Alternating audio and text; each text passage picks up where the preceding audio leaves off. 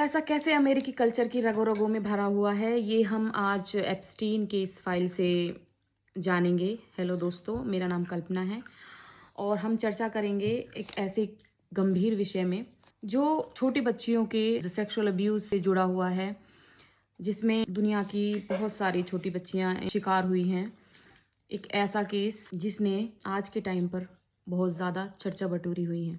हम इस केस की गहराई में तो नहीं जाएंगे, संक्षेप में हम बात करेंगे कि ये केस क्या है।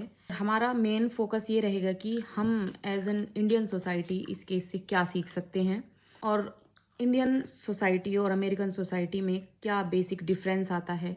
जेफरी एप्स्टीन एक फाइनेंशियल एडवाइज़र था, जो दुनिया के एलिट लोगों को एक दूसरे से मिलवाता था। जेफरी एप्स्टीन न्यूयॉर्क, फ्लोरिडा और पेरिस में उसके घर थे और उसने एक आइलैंड भी खरीदा हुआ था।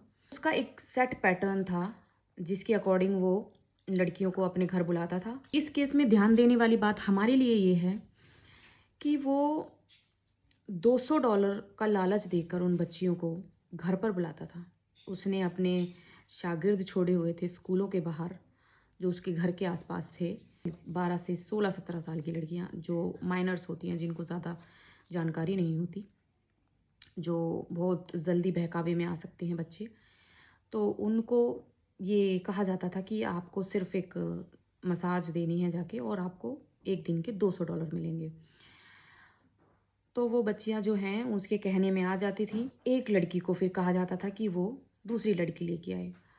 कुछ जो थी वो अपने आप को इससे निकाल लेती थी, लेकिन उनको ये लालच रहता था कि वो और लड़कियां लेके आएंगी तो उनको हर लड़की पर $200 मिलेंगे।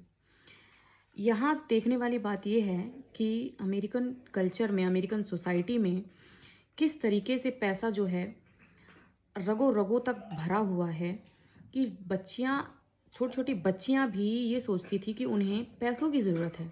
उनके घर पे परिवार है, फैमिली है, फिर भी उन्हें लगता था कि उनको उनके पास खुद के पैसे होने चाहिए।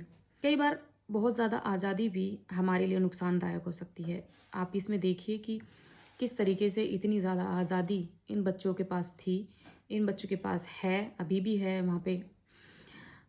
तो वो ये सोचते हैं कि हम इतने फ्री हैं तो हम कुछ भी कर लें, हम कहीं भी चले जाएँ, हमारे घर में कोई रोकेगा नहीं, कोई टोकेगा नहीं। ख़ासकर इंडिया में देखें तो इंडिया में जो पेरेंट्स हैं, यहाँ पर जो एक बेसिक सोच ये है कि हम अपने बच्चों को, हम अपने ख़ासकर माइनर बच्चों को, हम कोशिश करते हैं कि हमारे बच्चे जो हैं इधर-उधर ना भटकें। हम उनके ऊपर बहुत सारी बंदिशें लगा कर रखते हैं।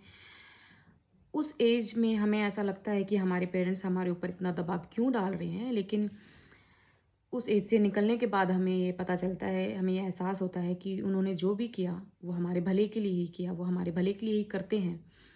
हम जब पेरेंट्स बने हैं तो हमें एहसास होता है कि हाँ, हमारे पेरेंट्स ने जो हमारे लिए किया था, जो हमारे ऊपर बंदिशें लगाई थी, वो बहुत हद तक हमारे ऊपर हमारे भले के लिए ही लगाई थी, क्योंकि वो उम्र ही ऐसी होती है कि जिसमें हमारे उन बच्चों को आसानी से भटकाया जा सकता है, बहकाया जा सकता है। वीडियो का सिर्फ मेन मोटिव यही है कि चाहे हम कितनी भी आज़ादी दे लें, लेकिन कुछ बंदिशें बच्चों पर होनी बहुत ज़रूरी हैं।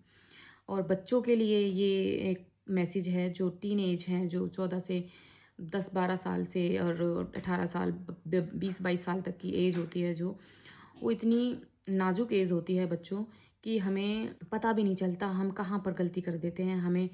हम किसके बहकावे में आ जाते हैं, हम किसके कहने में आ जाते हैं। हम छोटे-छोटे लालचों के चक्कर में हम अपनी पूरी ज़िंदगी ख़राब कर लेते हैं।